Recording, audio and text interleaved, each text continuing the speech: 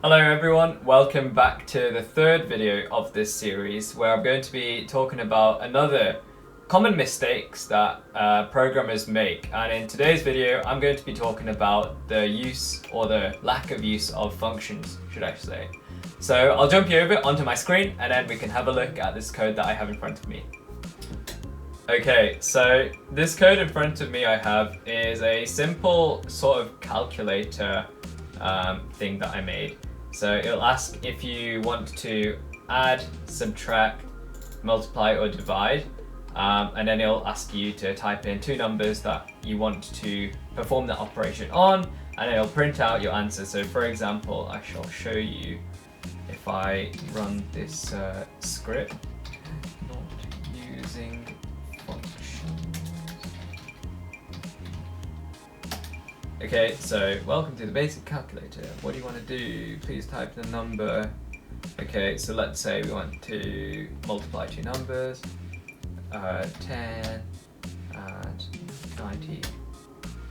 There you go. So 10 times 90 is 900.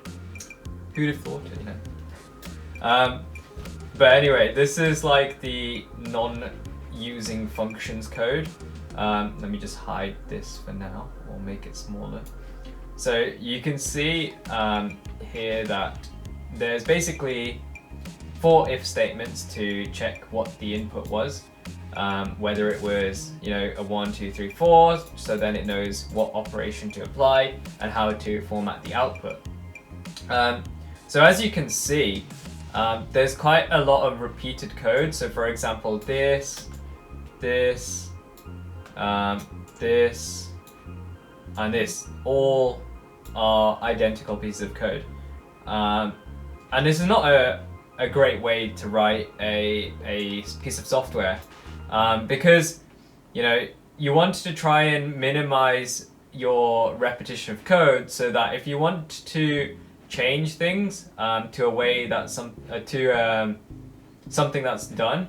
So for example, if I wanted to remove please from, you know, these entering of number prompts, I'd have to change it for every single one. But if you have a function, you only have to change it in one place because you just call the function again.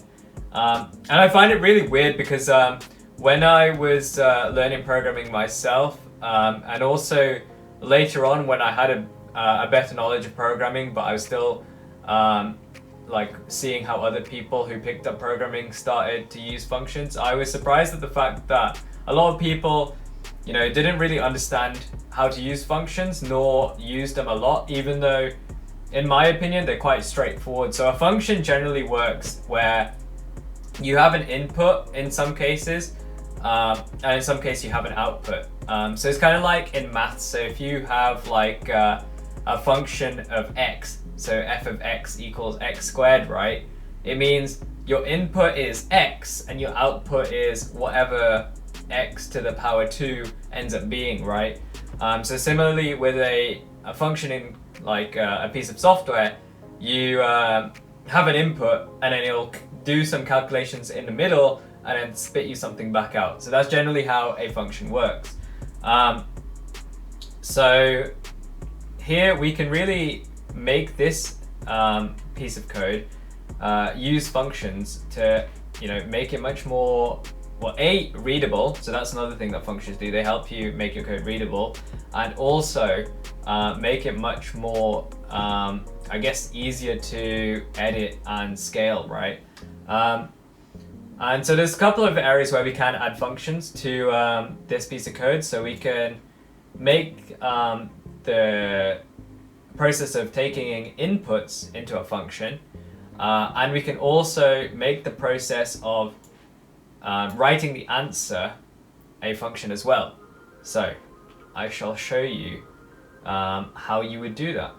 So if I comment this out, oh no, I need to comment from down here. Okie dokie, so I have commented that out. Now if I uncomment this one, so look how neat and compact this code is. So I have two functions. One is get user inputs, and 2 is show answer. So get user inputs is basically the same thing that we had before, where it asks for the first and the second number.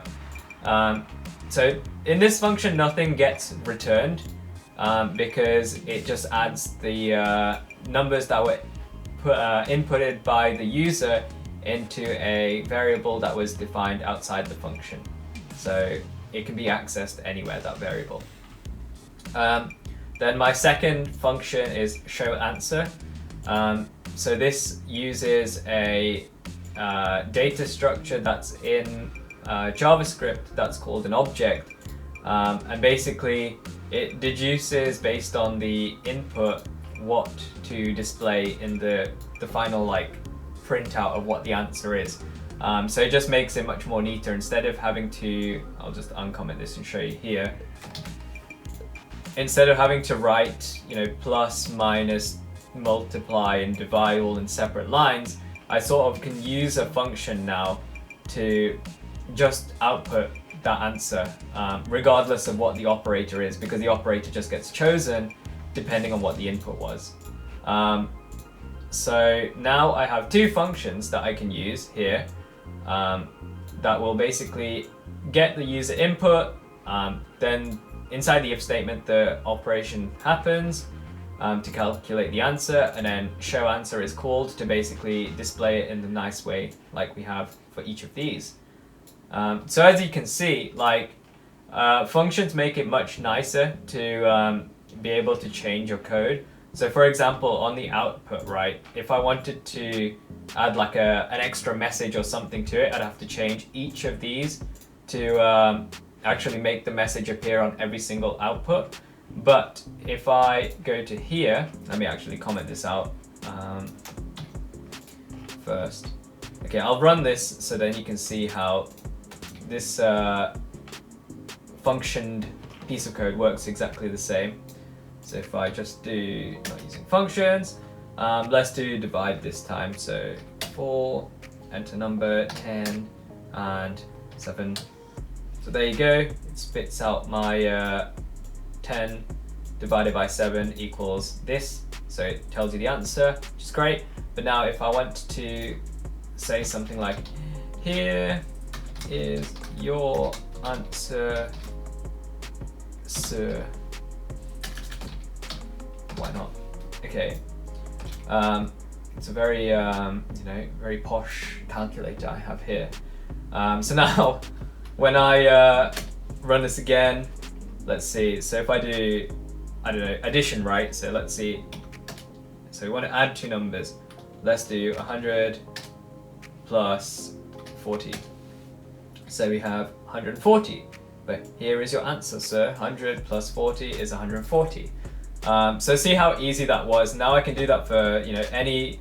Now it'll print this here is your answer, sir, for any of the operations that I choose. So I can choose subtraction now and do 10 minus 8.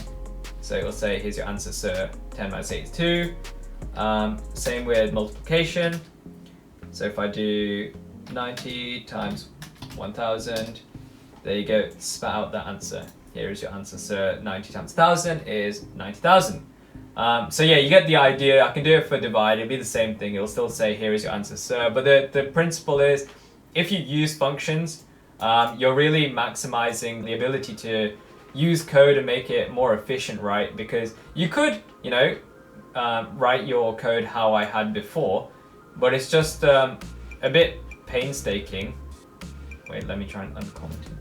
It's a bit painstaking having to change stuff, and also it doesn't really help if you want to code in the easiest way possible. So the best way to look at it is try and be really lazy with your programming and find the most efficient way to write things, because that's the best way to write code in essence. So I'd hate typing this out over and over again, and also changing it in multiple places over and over again. So it just makes sense to put it in a function because it helps you, it helps everyone, it's just nicer. And yeah, I mean, there's no real negative reasons to use functions.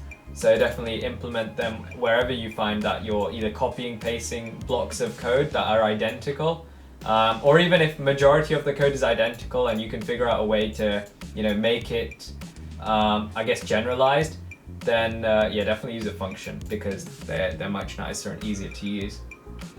So yeah, that's basically my tips on functions and why you should use them if you're not already doing so. Don't be confused about functions, because you just have to think of them in a way where you have an input and an output, and sometimes you don't even have an input or an output. You just call another bit of code in essence that you can call again and again and again. So that's an overview of functions and why you should use them. And yeah, if you're a beginner, definitely start to use and practice functions, and it'll help you become a better programmer. So if you enjoyed this video, give it a like, share it, also subscribe to my channel. I have many more videos I want to put out regarding programming and other tech stuff. So yeah, everyone have a great day. See you in my next video.